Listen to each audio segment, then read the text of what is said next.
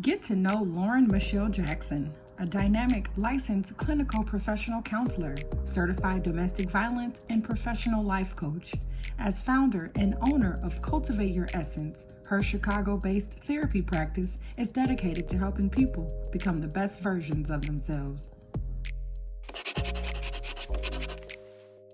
Lauren Michelle Jackson, welcome to the show. Thank you. How are you today? I'm doing good. I got some rest today, so that's always good. Has it been hard to sleep or rest easily? Yeah, anxiety's kind of been high, and talking to clients and trying to talk down their anxieties, and then sometimes we take that back on, trying to make sure they're okay, and it's still a wind down that has to come after I'm done seeing clients all day. So. I do understand. Well, let's get to it. So as a licensed clinical professional counselor, this girl is smart, certified domestic violence professional, and life coach, what inspired your mission to help others become better versions of themselves? You know what? I actually fell into this. I went to school for journalism. Things just didn't work out. But I needed something to get excited about. And when I started going back to school to get my master's in counseling, I really fell in love with the domestic violence population. And sometimes just seeing how broken those individuals were, but being able to work with them one-on-one to help repair that relationship with themselves was everything. And then that just kind of became like the signature of everything that I did with counseling, period, or coaching. So honestly, from that standpoint, I have always just wanted to work with women, specifically pouring into them, helping them have, the best coping skills, but most importantly, that best relationship with themselves. Because however the relationship is with yourself, that's how you're showing up in the rest of the world.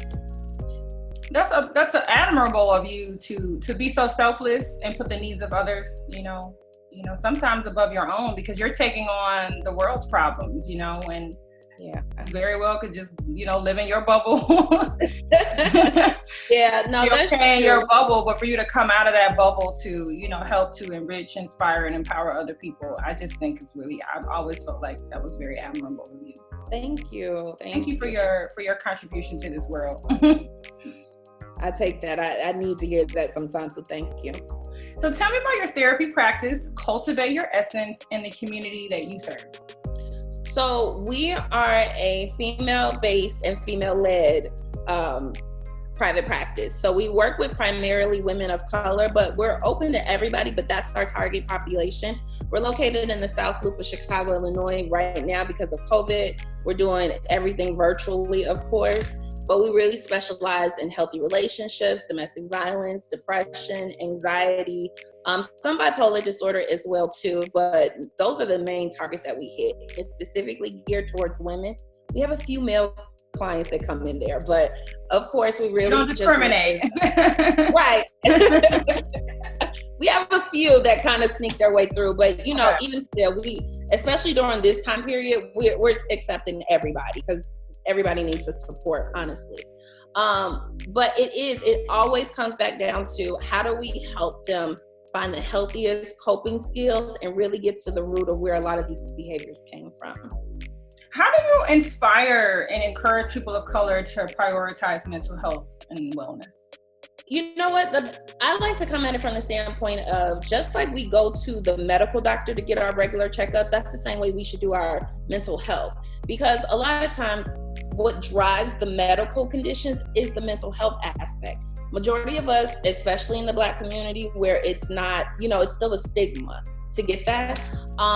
We have to talk about, well, when you're sad for prolonged periods of time, you would normally just go get that checked out if it was like an ailment or if it was like a prolonged headache, right? The same thing with your mental health. It still has to be prioritized because honestly, when you check in with that part of yourself, everything else you will notice dissipates significantly. So, we really talk about the importance about maintaining that mental health aspect the same way you would a physical aspect. I always like to say, like, if my car was broken down, I'm not going to take that to my pastor. I'm going to actually take that to the mechanic. So if mentally some things were going on or I'm just not feeling my normal self and there's nothing medically to go along with that, why wouldn't I take that to a therapist? So we try to normalize it as much as possible. I love how how it's changed. I mean, I know there's still parts of the stigma, but I love to see like so many more mental health professionals of color. You know, I feel like that's a great step in the right direction to encourage our community to you know, to seek help mentally. So I think that's amazing. And then you have a team of people that work with you as well. Tell me about your team and how you all work together. Well, I have an amazing team. There's me as the lead therapist, but then I also have 3 other amazing therapists that are working under me. Lalar Burton, Danielle Portis, and Ashley Edwards, I'm sorry. But, you know, all of us specializes in different things. And I think that's the best thing. When you go to the website, you get to really see what our therapeutic approach is. How do we like to engage with our clients? You know, the ways that we hold our clients accountable. And you really get to go in there and really see, okay, which one do we think is going to be a best fit for you, right? So we definitely try to match clients with who we think is the best person for their therapeutic needs, and then kind of go from there. Awesome. I love that you have a team. You know, I love that. I mean, you all can really take on more clients and really help them in a really meaningful way if you all have certain specialties. So yeah, that's awesome.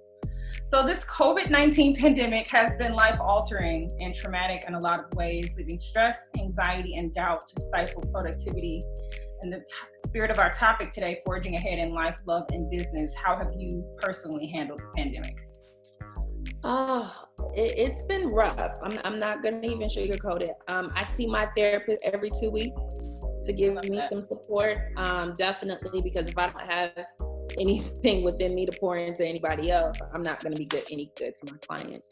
A lot of Zoom, a lot of FaceTime. I think I'm Zoomed and FaceTimed out. But staying connected as much as possible. But also too, I think for me, I've really had to grieve everything that 2020 I thought was going to be and versus what it really is. I've actually lost a client during this time period. Recently just lost a friend last night. So honestly, you know, I'm grieving like everybody else, but then it's also certain things that I'm just trying to look forward to. Like, you know, what do I want my life to look like after this pandemic? You know, I'm taking the time to reconnect with some people that I haven't had the opportunity to reconnect with. I'm finding new ways of taking care of myself and really having a good support system to hold me accountable. I was talking to a good girlfriend of mine yesterday. We were practicing social distancing, so FYI. But she was just saying, you know, Lauren, this is a time period in your life where you can actually catch up on rest and allow that to be the new precedent. Because, you know, we work hard. And I think one of the hardest things is that mental health workers, we're like the essential workers, but in the background, because you don't see us out there in the forefront. We don't have to be on the front lines, but we are, you know, you just don't see us. And it's really taught me just to prioritize sleep, better, just overall health practices, eating better. I'm cooking way more than I ever did, you know, and honestly, just being okay with not being as productive as I like to be. I think that's the biggest thing. Like, I love 2 points you said. I love the part about grieving things that you aren't going to get to do or haven't been able to do yet, you know, and I think that's such a big thing because, you know, it was 2020. We were just like starting out the new year. First quarter hadn't even really wrapped up yet, you know, and then it's like, boom. I mean, not only people's businesses and livelihoods, but, you know, travel and weddings and like all these amazing ideas and plans that have just been, you know, debunked. And it's unfortunate, you know, so I think that's I'm glad you said that, to grieve the plans or expectations that you have for the new year. I love that you didn't get to do. So yeah, it was a lot, you know, it was a lot of personal things I had planned, and then, you know, professionally I had the whole year planned out, but you have to adjust. So have to adjust. We got to do and keep it moving. So resiliency. Yes. You already told me some of this about how you spend your time social distancing and remaining productive during this time. And what feedback have you gotten from your virtual sessions with your clients? Well, I think some of the biggest things is really just helping everybody get adjusted to this new normal. You know, productivity. I think when we think of productivity, it's like being consistent at everything all at once every single day. And it's kind of just like, no, you have to readjust. And I think one of the big things for my clients was we had a smooth transition from, seeing each other virtually to, seeing each other in person to virtually. But I think it's those moments where you want to reach out and hug and touch and hold hands with somebody. And that's been the biggest adjustment, especially with my clients. We maintain proper boundaries, but sometimes after they had a really good session, I just want to hug them or high five them. And, now we try to do things virtually, but it's still not the same. So, trying to adjust the most to that part. But I think for my clients, it's more so, how am I going to keep going like this if we stay in the house longer? But at the same time, dealing with the anxiety of I'm not ready for them to reopen yet, right? And I had some people that were on the front lines, had COVID, and had to go back to the front lines again. So, it's constantly adjusting their coping skills all the time. Especially if you're living in that constant fear. I mean, things could open back up tomorrow, but I mean, how many of us would be like, I'm still not going outside, Exactly. I'm good on that. That's fine. No. Yep. That's awesome. Well, what word of encouragement do you have for someone who is quarantined, wanting to take initiative, but dealing with the mental strain of getting started? You're a go-getter. You're a risk taker. You've launched businesses and brands, events. You've done so much over the years. And what encouragement do you have for somebody that feels like, maybe while I'm still, it's quiet, I'm home, my creative juices are flowing, but you still may have that fear? I think one of the biggest things I always say is like, what are your top 3 goals for the day?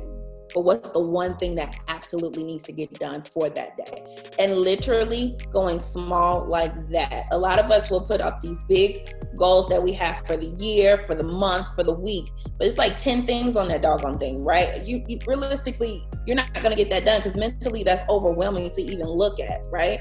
So now it's kind of like, okay, if there was only 3 things I can get done this week, what's the one thing that absolutely needs to get done? And hold yourself accountable to that. Even if you can't hold yourself accountable, get a good girlfriend or get your guys or whoever is going to be that person that can stay in you and really push you towards that. But at the same time, be very honest with where you're at mentally. If you can only do 1/10 of that, do 1/10 of that. That's still progress.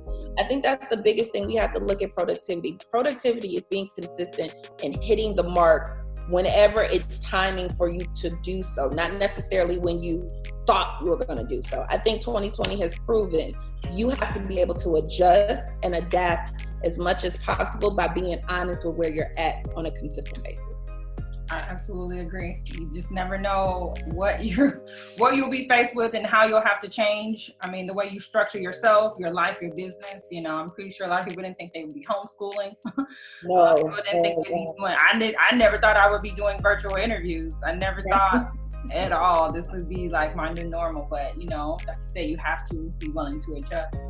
How do you forge ahead when life seems to be catastrophically weighing you down? Like you say, you've had a friend you lost to COVID, you've had a client you lost to COVID. I mean, there are people out here, like for some of us, we're overwhelmed, we have anxiety, there's that fear. And then you have some people that are really going through. My husband and I were just talking about a business here that is closing, and it's been a staple in Los Angeles, and that business is closing. So it's like, when your businesses are closing, or you have death of loved ones, how do you encourage someone who is really going through it?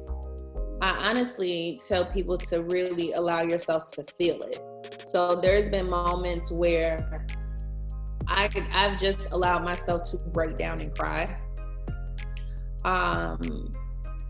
And I can't tell you how cathartic that just is in itself, because sometimes life is just so hard to really try to understand. I really just have those breakdowns when they come, and then, when they pass, I let them pass. I've been doing a lot of time in just reflection, reflection of the things that I can really be grateful for. Reflection and, thankfully my family is still here and intact and not touched by COVID. Really tuning into my relationship with God more than anything. I think that above all else is what keeps me grounded. But, you know, and staying connected, you know, I know we're all zoomed out and everything else. And I have like a weekly call with my girlfriends. It lasts literally an hour, and that's enough. We laugh, we joke, we kiki, and then we get off. That's it. Right. And then I have to monitor how much TV I'm taking in, how much of the group messages. It's like, nope. But this is the one thing I'm going to make sure I show up for myself. So I love the scheduled Zoom calls with the girlfriends. Is it always on the same date and time? Yeah, pretty much. Love it. Yeah. Love it. Well, if anyone is interested in therapy services at Cultivate Your Essence, what's the best way to connect with you? So the best way to connect is email us at info@cultivateyouressence.com. And if you want to talk to somebody, my assistant typically gets back fairly quickly. You can give us a call at 708-654-1929.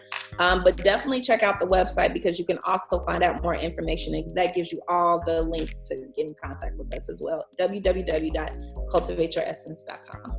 Cultivate Your Essence. Love that name. And I'm so proud of everything that you've done. I'm so proud of you, to know someone for such a long time, and just to sit back and watch your growth and in life and business. I think it's just so commendable. So congratulations on everything. Thank you for your time today. Bye.